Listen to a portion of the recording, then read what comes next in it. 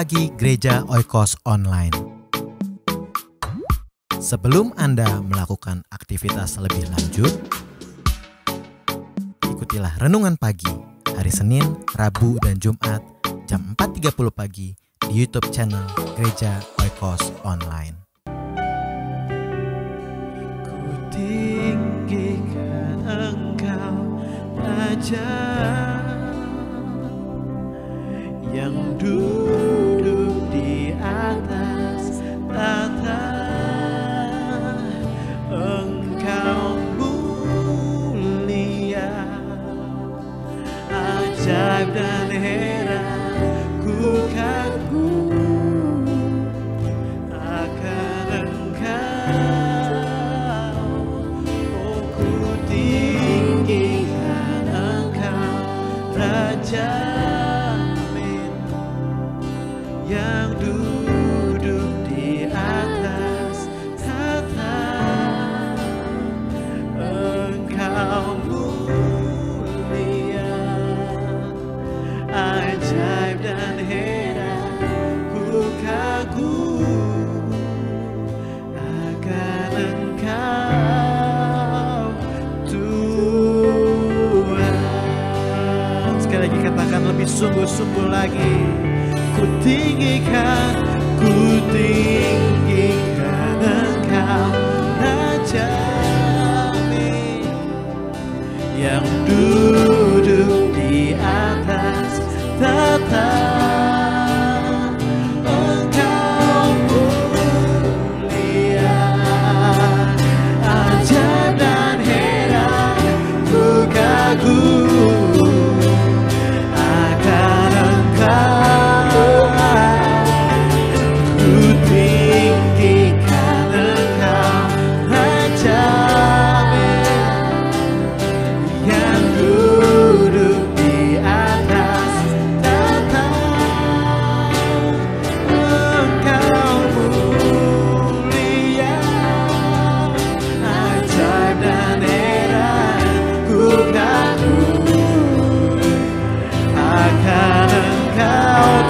Katakan, ku tinggikan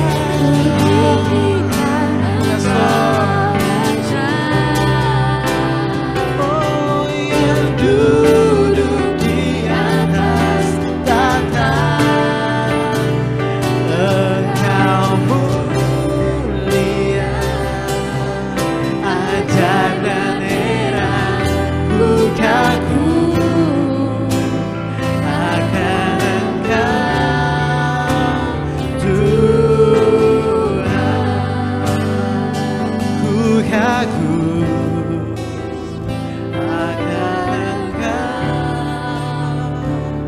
Ku kagum akan Engkau,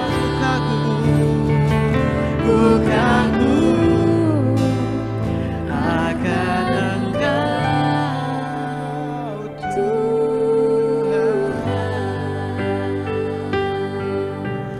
Kami kagum akan Engkau, kami tinggikan nama-Mu. Hanya Engkau Allah yang bertata. Kami tinggikan Engkau, kami muliakan Engkau. Lord, ini yang jadi doa kami Tuhan. Kami mau meninggikan Engkau, Raja kami. Kami mau mendedikasikan hidup kami hanya untuk memuliakan nama-Mu saja Tuhan. Biar Engkau menjadi satu-satunya tujuan dalam hidup kami Tuhan. Biar mengenal-Mu menjadi satu-satunya tujuan dalam hidup kami. Kami mau dipakai Engkau untuk memuliakan nama-Mu. Kami mau meninggikan nama-Mu. Senantiasa dimuliakanlah Engkau atas hidup kami, atas gereja ini Tuhan. Kami siap untuk menerima firman Tuhan pada pagi hari ini. Semua yang telah diberkati, kita sama-sama katakan amin.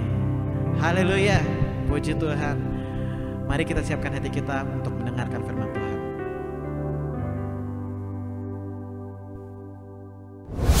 Shalom, selamat pagi, selamat Kita bertemu kembali dalam kasih Tuhan Yesus Kristus. Bagaimana kabarnya saudara-saudara sekalian? Saya berharap saudara tetap semangat menjalani hari saudara dan tentunya dengan pertolongan Tuhan Yesus dan pertolongan Roh Kudus.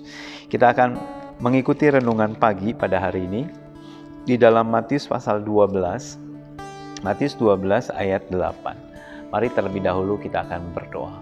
Tuhan Yesus, berkati dan urapi pemberitaan firman-Mu pada pagi hari ini. Segarkan roh kami, segarkan jiwa kami. Di dalam nama Tuhan Yesus. Amin. Matius pasal 12 ayat 8. Begini bunyi firman Tuhan. Karena anak manusia adalah Tuhan atas hari Sabat. Sekali lagi, karena anak manusia adalah Tuhan atas hari Sabat. Apa yang dimaksud dengan hari Sabat? Kenapa Tuhan Yesus mengeluarkan statement demikian? Dia adalah Tuhan atas segala hari Sabat. Hari Sabat dimaksudkan Tuhan memberikan untuk manusia supaya mereka 6 hari lamanya mereka bekerja dan ada 1 hari yaitu hari ke-7 mereka istirahat yaitu hari Sabat. Tujuan dari Tuhan menyuruh mereka atau umatnya itu mengambil waktu 1 hari untuk off dari kegiatan rutinitas adalah supaya mereka dapat melakukan persembahan, supaya mereka dapat merenungkan, supaya mereka memberikan waktu yang khusus untuk mereka datang kepada Allah. Jadi mereka tidak melakukan pekerjaan yang seperti biasanya, tapi mereka mengambil waktu itu tersebut untuk mereka melakukan persembahan kepada Tuhan, datang menghadap hadirat Tuhan. Dan kisah ini, kalimat ini Tuhan Yesus katakan pada waktu Yesus sedang berargumen atau Yesus sedang menjawab pertanyaan dari orang Farisi. Jadi kita lihat di ayat pertama dari pasal 12. Pada waktu itu pada hari Sabat. Jadi kejadian ini adalah kejadian pada hari Sabat. Yesus berjalan di ladang gandum. Karena lapar, murid-muridnya memetik bulir gandum dan memakannya. Situasinya saat itu sedang lapar. Murid-muridnya sedang lapar. Belum ada rumah makan terdekat, restoran, warung Tegal belum ada yang buka mungkin saat itu. Dan terus keadaan sama sekali tidak punya makanan cadangan. Dan murid-muridnya lapar dan lantas kemudian dikatakan mereka memetik bulir gandum dan memakannya. Mungkin kita berpikir, kok metik bulir gandum dan terus makan mentah-mentah dong. Saya nggak ngerti apakah pada waktu itu mereka bisa memakan makanan mentah atau kebiasaan zaman dahulu ya nggak ngerti juga ya. Kalau misalkan pengertian mereka memetik bulir gandum, mungkin ada yang bertanya, ini gandumnya siapa? Gandum milik orang kok asal petik aja dan terus kemudian mereka memakannya? Sepertinya mencuri. Saudara, ada hukum dalam perjanjian lama bagi orang-orang Israel.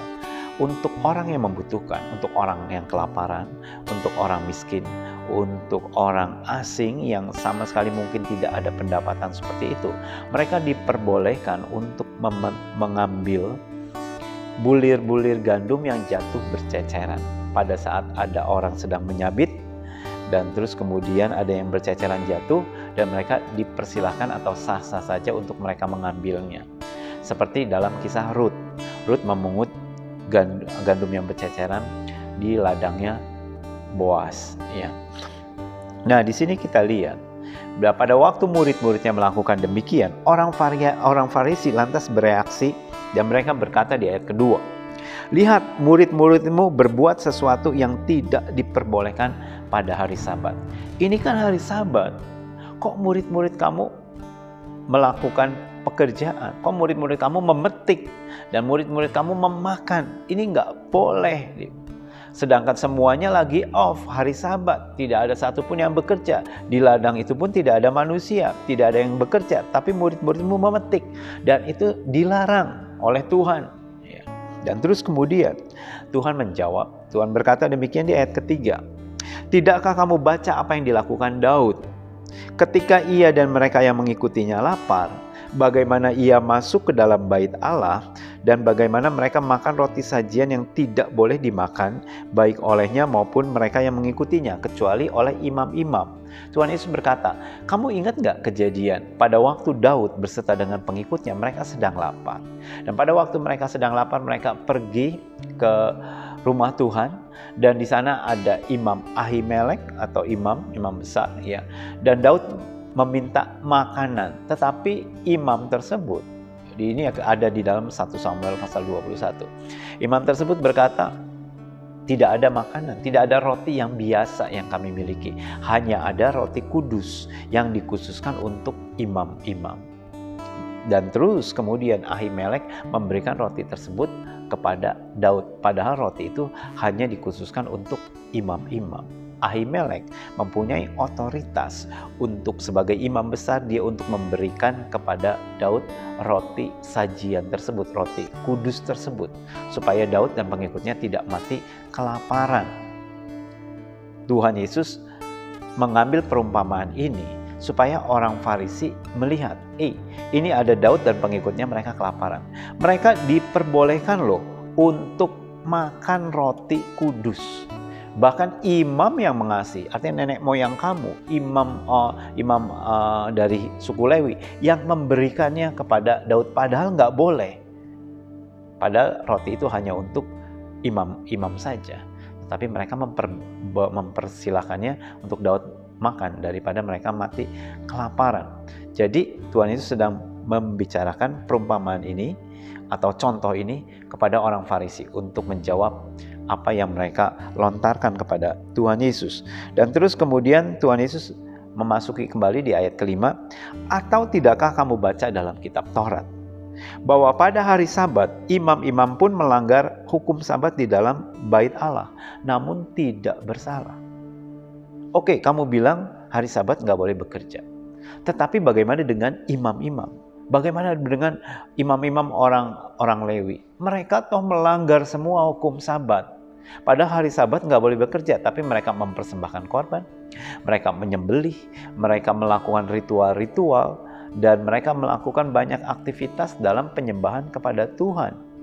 Toh mereka tidak bersalah.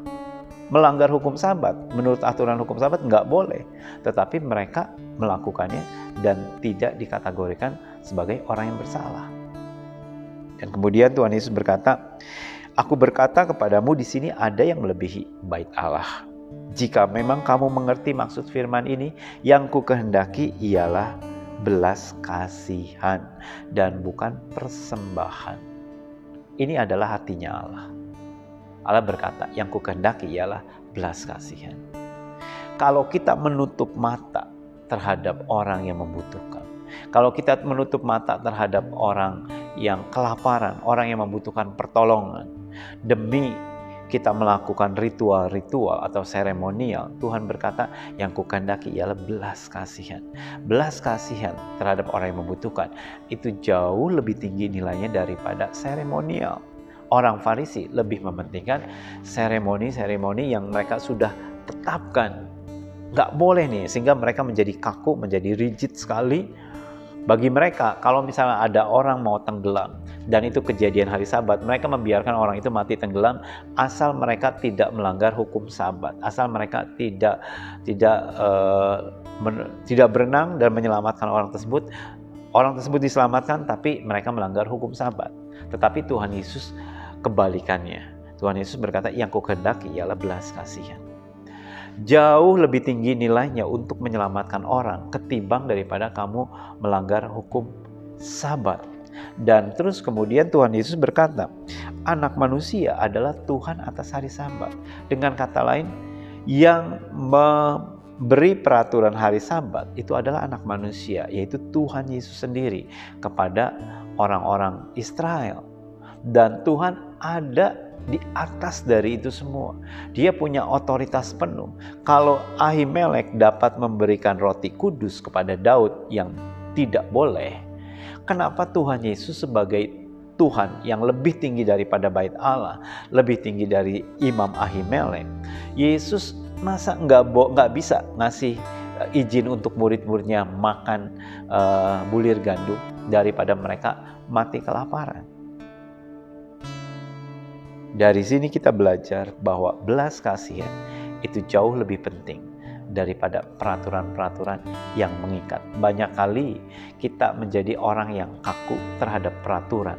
Demi peraturan, kita bisa mengorbankan perasaan, kita bisa mengorbankan orang lain, kita tutup mata terhadap kebutuhan orang lain demi kita menjalankan peraturan. Tetapi ingatlah firman Tuhan hari ini, yang kukehendaki ialah belas kasihan, bukan persembahan.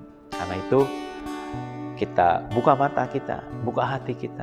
Kita melihat sekitar kita, mungkin ada orang yang membutuhkan pertolongan kita saat itu. Dan jangan sungkan untuk mengulurkan tangan kita dan menolong orang tersebut. Amin. Tuhan Yesus memberkati saudara sekalian. Mari kita satu dalam doa.